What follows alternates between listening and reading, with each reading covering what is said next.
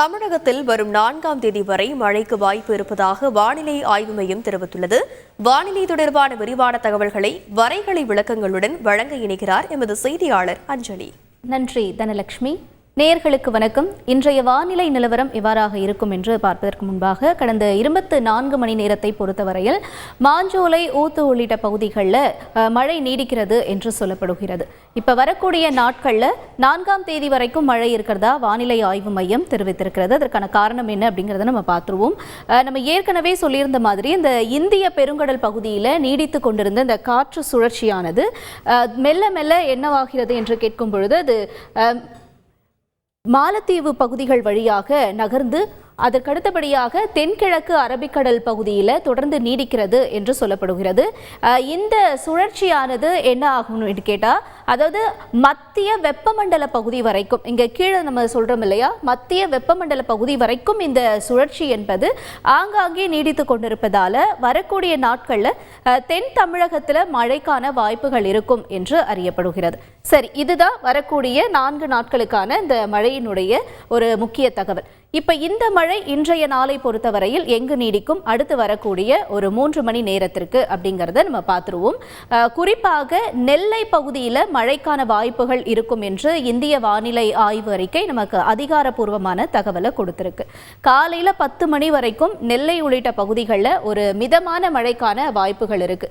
தொடர்ந்து இந்த மழையானது கடலோர பகுதிகளிலையும் நீடிக்கும். அதாவது காயல்பட்டினம், தூத்துக்குடி உள்ளிட்ட இடங்களையும், தொடர்ந்து சாயல்குடி, ராமநாதபுரம் உள்ளிட்ட இடங்களையும் இந்த லேசான மழைக்கான வாய்ப்புகள் இருக்கும். தொடர்ந்து இது கோடியக்குளம், அதற்கடுத்தபடியாக அம்மனிச்சித்திரம் உள்ளிட்ட வரையிலும், அதற்கடுத்தபடியாக வேதாரண்யம், நாகப்பட்டினம், காரைக்கால் உள்ளிட்ட இடங்கள் வரைக்கும் இந்த மழையானது இன்று காலை 10 மணி வரைக்கும் லேசாக நீடிக்கும் என்பதுதான் இந்திய வானிலை ஆய்வு மையம் நமக்கு கொடுத்திருக்கக்கூடிய அதிகாரப்பூர்வ தகவல்.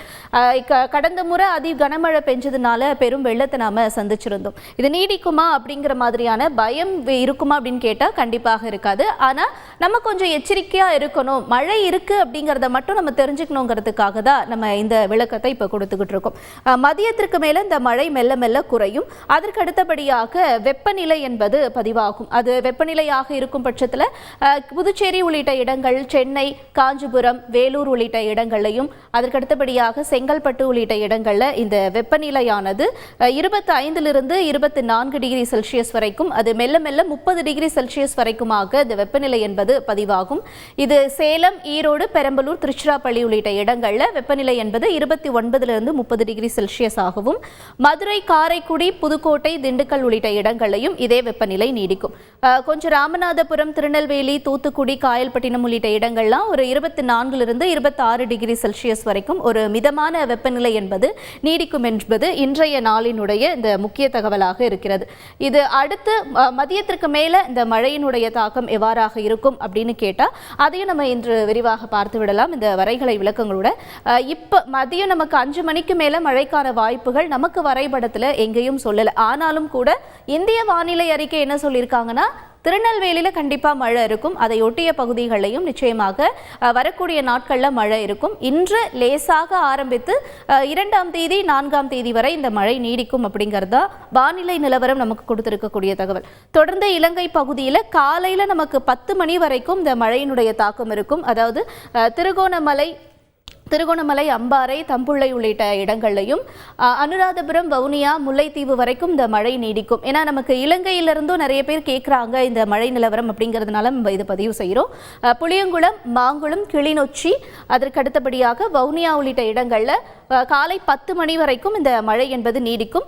மதியத்திற்கு மேல மழை மெல்ல மெல்ல குறையும் என்பதுதான் இன்றைய இலங்கையினுடைய இந்த நிலவரமாகவும் இருக்குது. இது மொத்தமாக தமிழகம், இலங்கை இந்த 2 பகுதிகளுக்குமே இன்று லேசான மழைக்கான வாய்ப்புகள் இருக்கும். தென் தமிழகத்தை பொறுத்தவரையில் கடலோர பகுதிகளிலையும் லேசான மழைக்கான வாய்ப்புகள் இருக்கிறது. இதுதான் இன்றைய பொதுவான வானிலை நிலவரம். செய்திகளை உடனுக்குடன் தெரிந்து கொள்ள உடனே சப்ஸ்கிரைப் பண்ணுங்க.